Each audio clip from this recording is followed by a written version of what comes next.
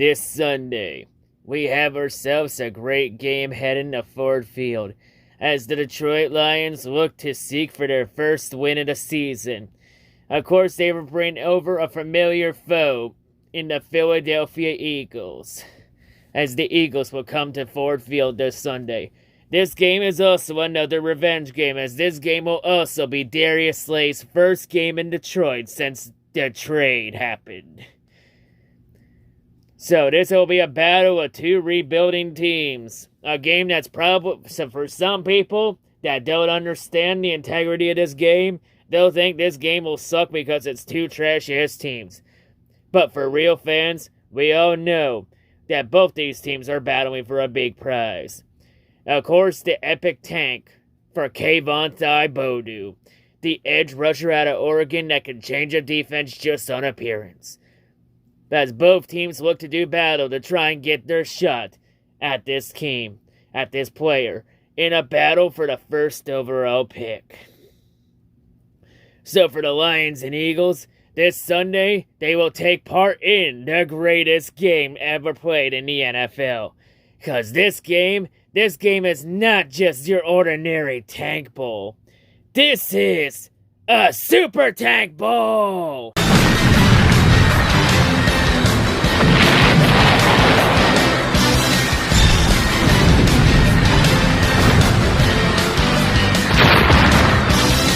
The Philadelphia Eagles, a team that fluked their way to a Super Bowl a few years ago because they had to play a Matt Patricia defense in that Super Bowl, and have fallen apart in record time. Almost about as fast, not as fast though as the Tampa Bay Buccaneers back in 2002 with the Gruden Grinders, but you get the idea. An Eagles team that is so fucked and hampered this year, and the team that is stuck in borderline cap hell, as the Eagles are looking to play with some house money in the offseason with their picks.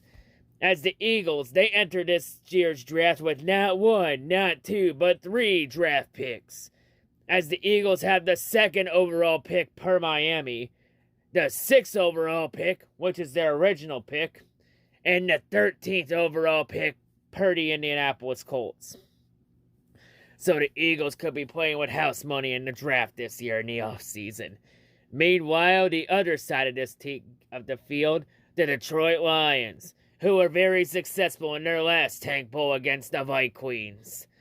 And now Detroit looks to continue their epic tank for Kayvon Thibodeau, entering this game looking complete ass at 0-7, even though the defense has been really the highlight of the season for this team, which is not saying a whole lot to be better than the offense, as the offense has just looked like complete ass since week 3.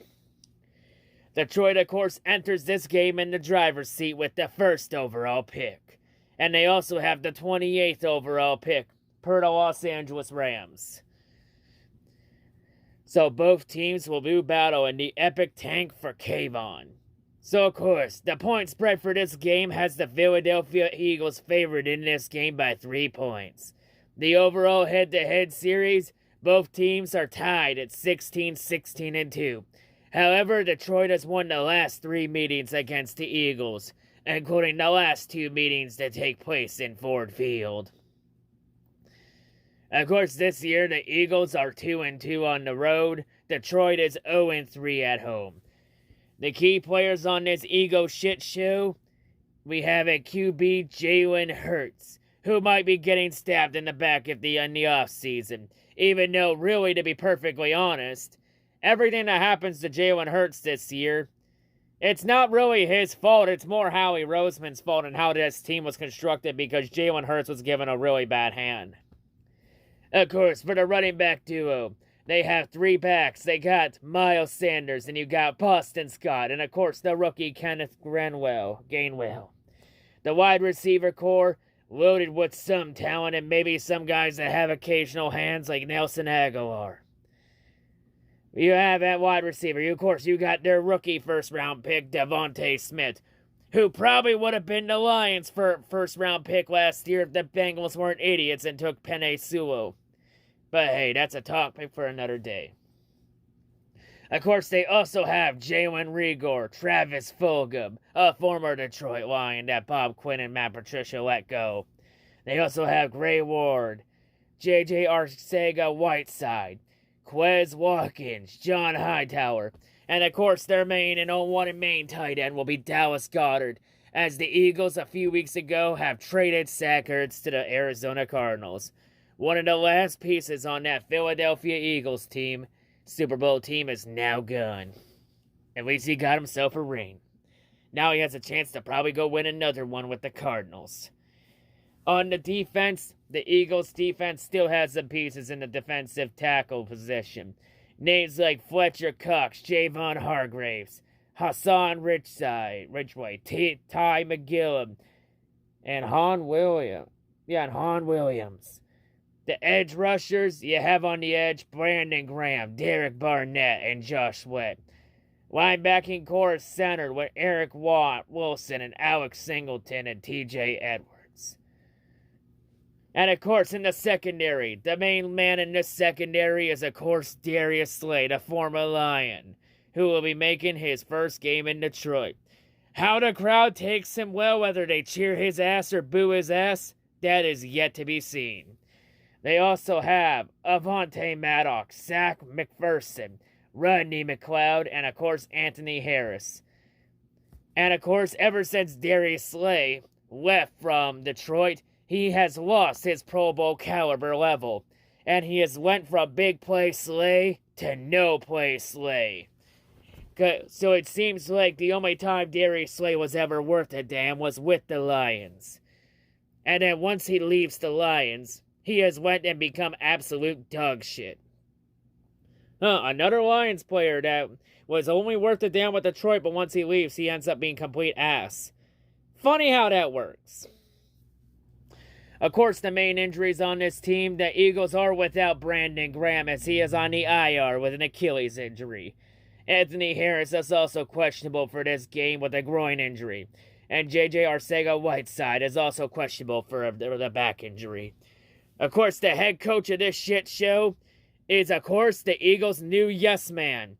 Because when they fired Doug Peterson during that whole Doug Peterson versus Carson Wentz shit show last year, and they got rid of both of them, and then when the Eagles got rid of Carson Wentz, they decided to anally take a $30 million dead cap hit.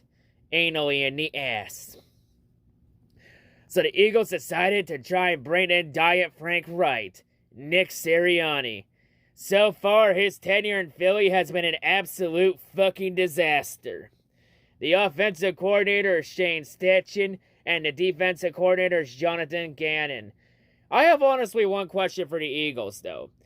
Wasn't the whole thing last year between Doug Peterson and Carson Wentz, who to keep and who stays? And yet both of them are gone.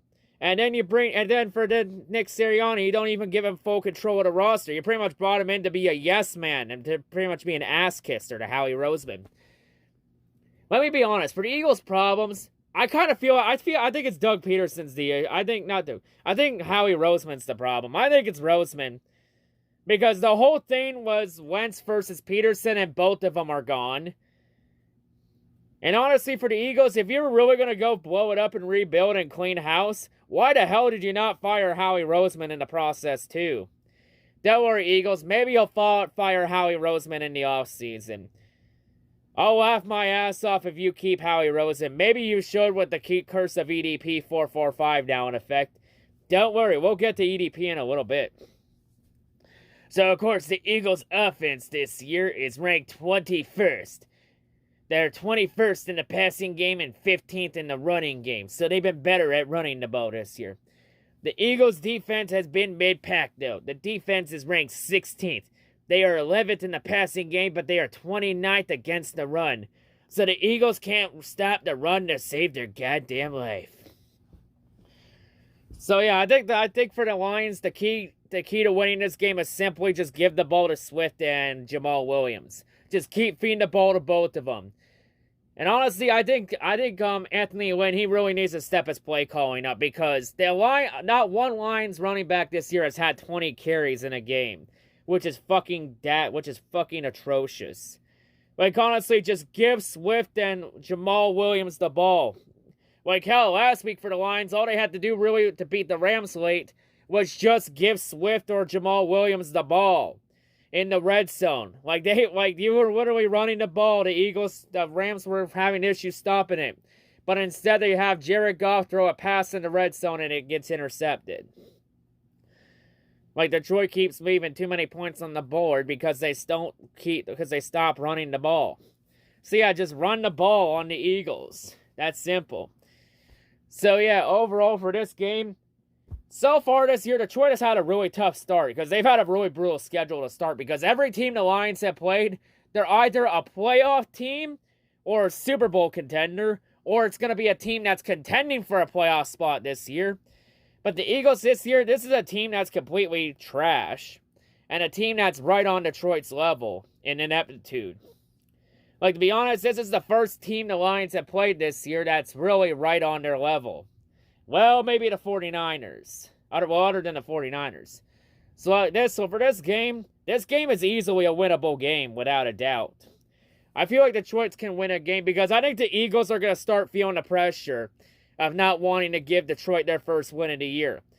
And if there's one thing I know for sure I've heard from a lot of Eagle fans, the Eagles tend to do some very stupid shit. Mainly, and I feel like, you know what, it would be a Philly thing to do to have the Eagles lose and give Detroit their first win of the season. Plus, Detroit has pretty much had Philly's number as of late, so I think, you know what? I think Detroit finally gets their first win of the season this Sunday. I think the Lions finally win a game this year. I feel like the Lions beat the Eagles. I feel like it's time. And keep in mind, even if the Lions win this game, they'll still be ahead of the Philadelphia's first round pick. And I believe even if Detroit wins this game, I believe Detroit would still have the tiebreaker over Philadelphia's second overall pick, which is from the Dolphins, because Detroit would have strength of schedule. So even if the Lions win this game, I believe they would still have the tiebreaker by strength of schedule. You know, it'll be interesting to see what happens. But I'd say, you know what? I'd say Detroit go win one. Go win one here. I think it's time. I feel like Detroit finally gets their first win. I think it's coming. I feel like this is the opportunity, especially heading into the bye next week, since the Lions' bye week is next week. But yeah, and of course, let's be real one thing here. The Eagles have gone downhill. You know what the ironic thing is? The Eagles' decline from Super Bowl 52 on, it matches Edie Pedo 445's decline since Super Bowl 52. Because the peak of EDP's channel was when the Eagles won Super Bowl 52 and, quote, won it for moms. Ever since then, EDP's channel has really gone downhill.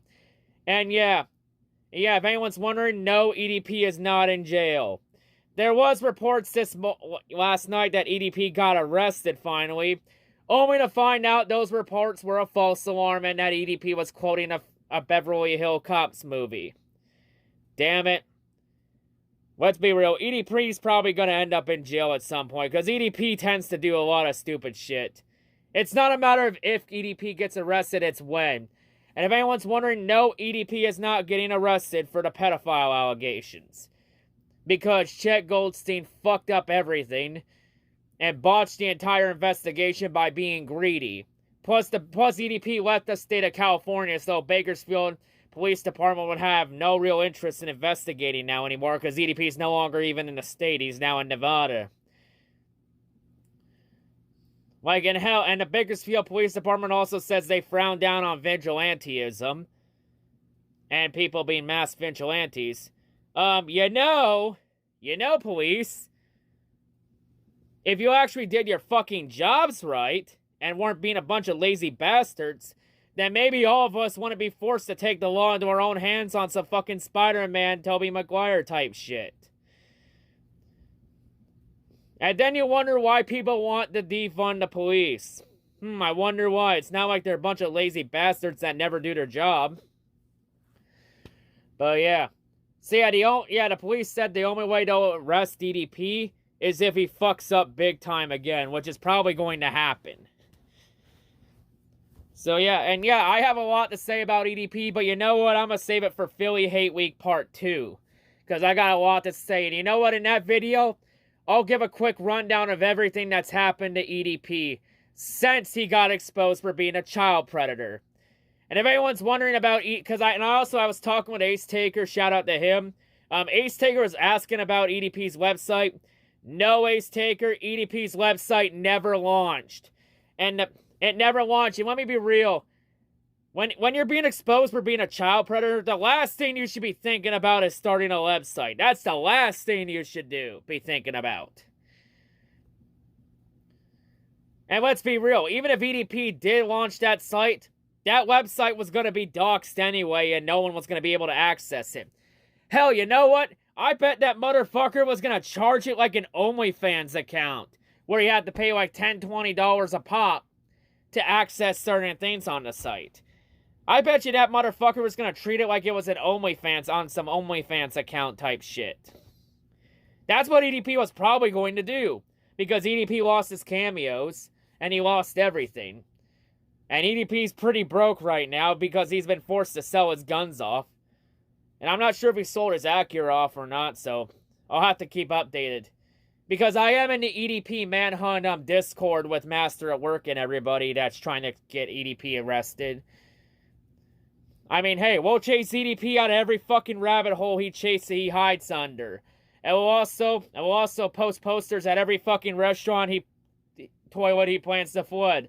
Whether it be McDonald's or Wendy's or Burger King or fucking hell, Chipotle. But yeah. And you know what? I also did talk to a couple Lions fans that plan to be at the game this Sunday. A number of them are saying that they're going to wait at every entrance in case EDP decides to have the gall and the audacity to show up in Detroit this Sunday. Let me be real. If EDP shows up in Detroit Sunday, he's not leaving the city alive. Because I know what Detroit does to pedophiles. And let me tell you, it's not a pretty sight. And you know what? I'm not going to go into further detail because it not being a pretty sight is all you need to know about it. Because, yeah, Detroit doesn't take well to child to kitty diddlers. But, yeah, let me be real. I would not allow EDP into Ford Field. He's not welcome in the stadium.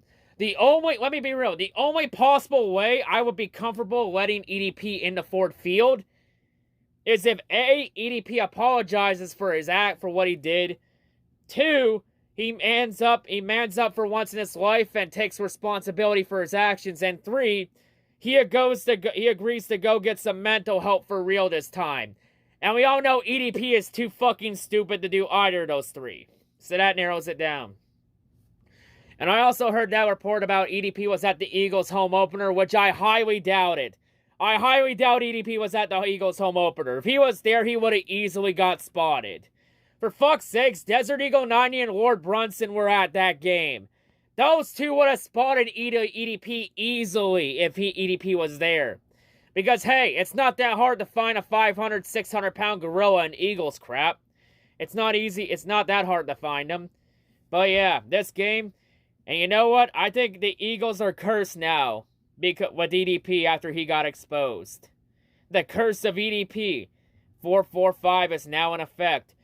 And let's be real, Eagles. This curse will remain in effect until EDP drops dead of a heart attack or diabetes. And let's be real, EDP is going to end up in jail eventually. It's not a matter of if, but when. So I say it's EDP, when you do inevitably end up in jail, don't drop the soap. And you better watch your ass for the booty warrior. Because I know what jail does to pedophiles. And it ain't good things. That's for damn sure. But yeah. Anyway, I think I've gone on enough. I'll save more for EDP and the EDP 445 disc and Philly Hate Week Part 2. So yeah, a little warm-up teaser for what's coming. So yeah, anyway, Lions Eagles Week 8. I say let's go get a win and let's add on to the Eagles' curse of EDP 445. Let's be real, the Eagles deserve no nice things. They don't deserve anything good they don't serve anything good while EDP still walks this earth. Let me be real, I don't respect the Eagles right now because their number one fan is a pedophile. I still rock with a few Eagle fans, like Desert Eagle 90, like Lord Brunson and Nitro Freak, the real Eagle OGs, even Event Status, the real Eagle OGs. But I'm not fucking with EDP or anybody that fucking supports or defends his actions. Fuck EDP 445. Fuck all his fuckboy simps and his fanboys. And fuck anyone that defends or supports him. So yeah, that's all I have to say on that. So yeah, let's go get our first W this Sunday. Let's go, Lions. And fuck EDP 445. I'm out. I'll see you in Philly Hate Week Part 2.